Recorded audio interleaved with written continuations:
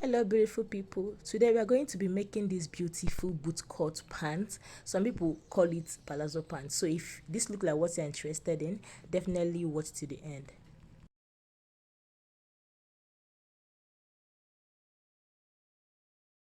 And these are all the measurements you'll be needing. You'll be needing your waist measurement, your waist circumference, your hip circumference, your thigh circumference, your waist to knee.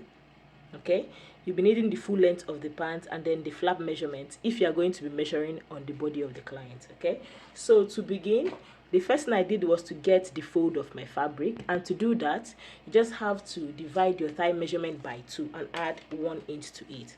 Okay, so when I divided my thigh measurement by 2, it gave me 11 inches, and then I added 1 inch to it. That is how I got the fold you're seeing right now. Okay, so the first thing I'm going to go ahead to do is to take my flap measurement. Okay, I don't know if you can notice, but this my fabric is a it has a pattern. So this is going to be the waist and this is going to be the leg. Okay, just as the human being that they draw in the fabric is positioning. Okay, so if you're working with a pattern fabric, you have to make sure you pattern it very well to get the pattern to show well. Okay, so the first thing I'm going to do is to take the flap measurement, and the flap I'm working with here is 9 inches. Okay, I'm going to be working with 9 inches flap. All right, so when I've gotten this, the next thing I'm going to do is to draw a straight line across the flap line, and that will be where I'm going to be positioning my thigh measurements. Okay, so on my thigh measurement, I'm going to divide my thigh into 2, which is 11, and I'm going to add 1 inch to it, which is the fold, the measurement we use to get the fold. Okay, so from there I'm going to go up by 2 inches. This is because the person I'm making this is not a very tall person. So if you are very tall, we can use 2.5 inches. Okay, so on that line, on that 2 inches I went up by, I'm going to impute my hip measurement divided by 4. Okay, so the hip I'm working with, when I divided it by 4, what I have is 8 inches. Okay, so what I have is 9 inches. Okay, because it's 38 inches, and when I divided by 38 inches into 4, what I have is 9 inches. This is what I have, so I'm just going to draw a line across this measurement. Okay, so when I've gotten this, the next thing I'm going to go ahead to do is to take my waist measurement. And if you notice, when we are taking our flap measurement, our thigh measurement, and our hip measurement, we went from the outside, from the shaping side in. Okay, but while taking our waist measurement, we are going to take our waist measurement from this line here to the outer side, and the waist we are working with is 27. We are also going to divide the waist into 4. Okay, so if you notice, when I was dividing the thigh measurement, we divided the thigh measurement into 2. Okay, that is how we are going to divide any measurement from thigh down to the hem. We are going to be divided into 2 because this is a pant, remember, but from the hip upwards we are going to be divided into 4. Okay, that being said, I'm going to divide my waist measurement by 4. Okay, so when I divided my waist measurement into 4, this is what I have. Okay, this is what I have as my waist measurement. So I'm just going to connect from this waist like this down to the hip. Okay, so this is what I have for the waist measurement. So having gotten this, the next thing I'm going to do is to measure from my waistline, this is the waistline, right, to my waist to knee measurement. Okay, and when I took my waist to knee measurement, what I have is 21 inches. So I'm just going to mark 21 inches here. Now note, my waist to knee measurement originally is 22 inches, but because we are making a palazzo pant, I decided to come up from the actual knee line by 1 inch, which brought us to the line we have here. Okay, so after that, you're going to divide your round knee measurement by 2. Okay, remember you're dividing your thigh measurement by 2, so you're also going to divide from your thigh measurement downwards to the hem. Anything you have there, you're going to be dividing it by 2. Okay, so for your knee, you're going to divide your knee measurement by 2. Okay, and whatever you have, that is what I'm going to place here. Okay, remember that this is the center of this pant. So when I divided my knee measurement, what I have is 8, so I'm going to place it like this. Okay, so I'm going to divide 8 into 2 like this. this is half of it, which is 4 inches. This is where it starts, because remember we're making a palazzo pant that is tight on the knee. Okay, so this is what we have. Now we're going to connect from here to here.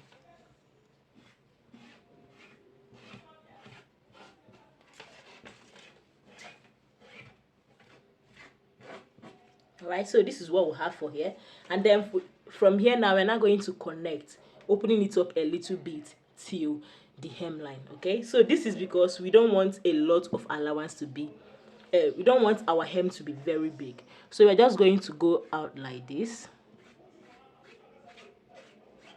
to the end of the hem. Okay, so if you're making a very big palazzo, maybe you want a palazzo to be wider than this, when you are folding your fabric, you have to remove like 2 inches, then start from that 2 inches to take all your measurements, so that by the time you are done, you can now extend your palazzo to reach the 2 inches that you left out. Okay, so at this point we are through with this part. We're just going to go ahead now and curve this side. All right, so this is what we have. So I don't know if I mentioned earlier, I added 1 inch to the waistline, because when you divide the waistline by 4, you are going to add 1 inch to it for the sewing allowance. So this is what we have. I'm just going to go ahead now and shape the waistline. Okay, so for the waistline here, you know that the front of our waist is always not straight, so I'm going to come down on the waistline by half of an inch, just to slant it a little bit, and I'm going to connect it to the side of the pants like this. Okay, so we are making it straight here. We do not remove anything on the side, on the shaping side. We just remove something on the flap side. Okay, having done that, the next thing we are going to do is to take our pocket measurement. Okay, the pocket we normally use for an adult is 7 inches, so we are marking 7 inches here, and then we are going to use 1.5 inches to sew the pocket. Okay, I hope you understand this. So I'm just going to go ahead now and cut out.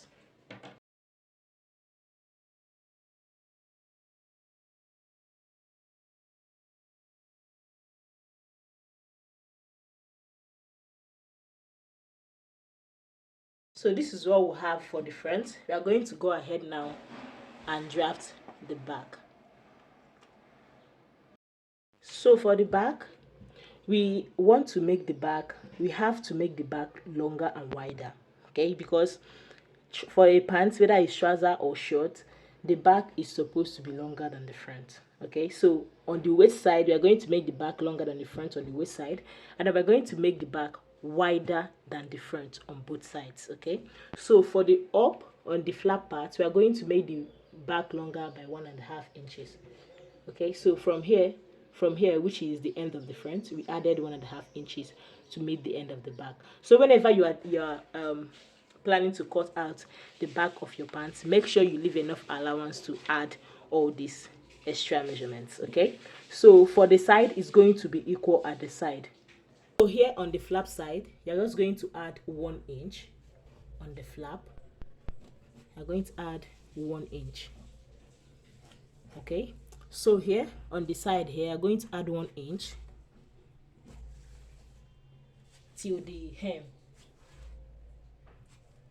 On this the other side as well, we are also going to add 1 inch till the other hem.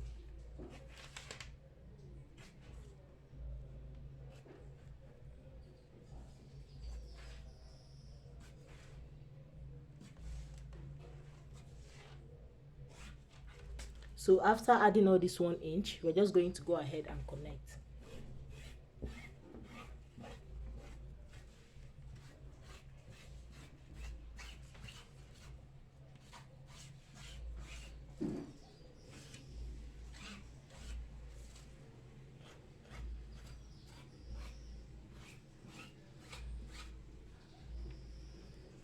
Okay, so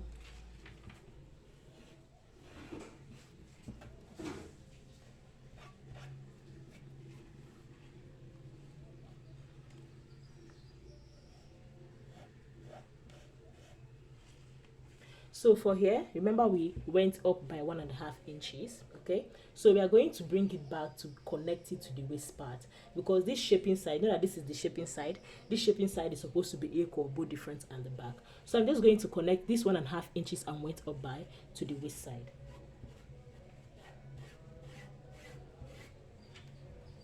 Okay, so this is what we have.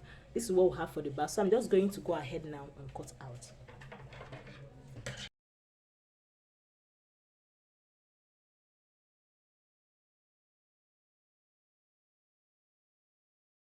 What we have now, after we are done cutting, so at this point we are done with all the cutting parts of this video.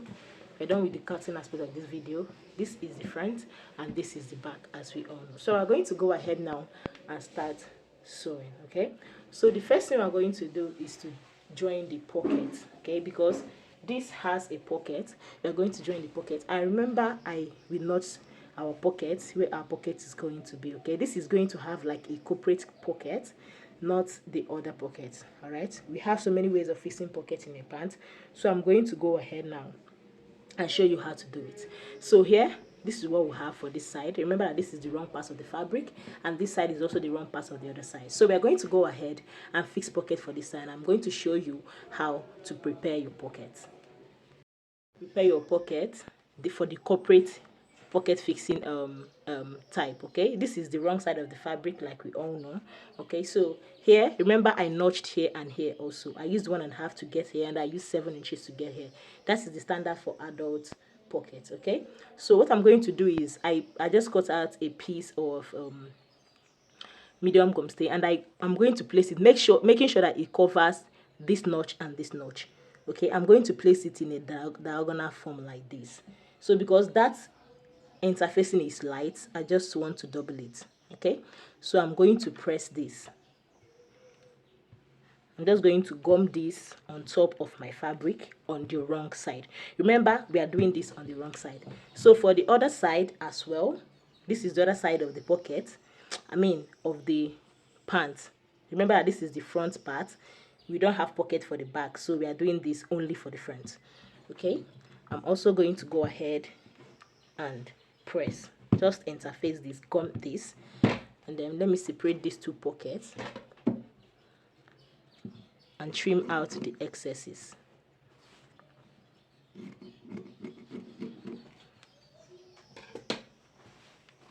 So after doing that, the next thing I'm going to do is to re-notch, because when we have gummed this interfacing, you're going to find out that it has covered the notch that we did before. So we're just going to re-notch, following that same notch that we have before on the pants. After doing that, you're just going to fold in like this, using that notch. This is the first notch, this is the second notch. Okay, and then press it. All right, so after sewing it, this is the way it's going to be.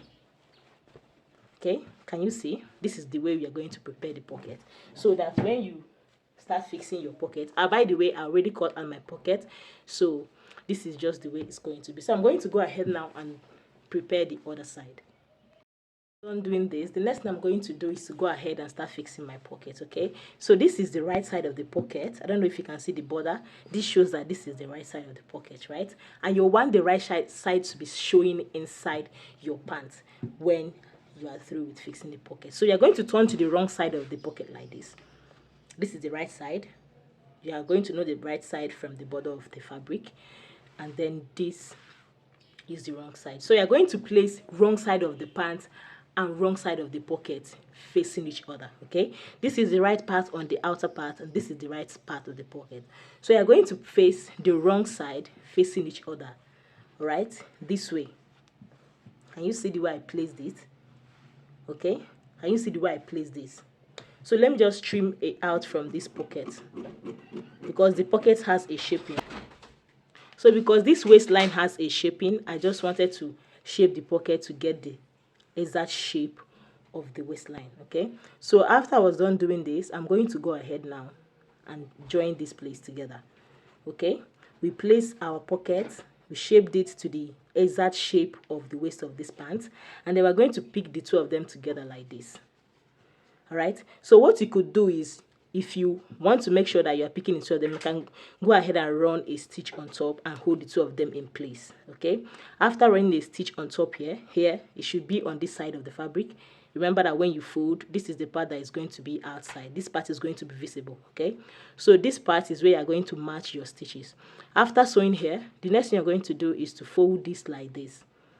Okay, and then you sew a very neat sewing here. All right, so I'm just going to go ahead and do all that, and then we get back and continue. This is what we have after we are done doing everything I said earlier. I said you're going to pick both the lining and the fabric together, then you fold them into two and match on top like this. So what I went ahead to do extra is I finished the rough edge that's going to come out here. Okay, so the next thing I'm going to do is to fold this pocket. Okay, you're not folding it like this to give us the pocket we actually want. We are folding it against the pocket like this. Okay, this is because we want the pocket to have a neat finishing. Okay, so when we fold it like this and go over to a sewing machine, we are going to use 0.5 of an inch to sew. Okay, we are going to use half of an inch to sew here till we get to this area. So when we are getting to this edge here, we're not going to completely reach here.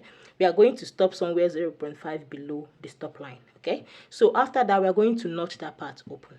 All right, so when we knot that part open, we are going to open up to the right side, which is supposed to be the way the pocket is going to be fixed. Okay, when we now open up, then we'll now march down so that we just have a flat seam on the inside.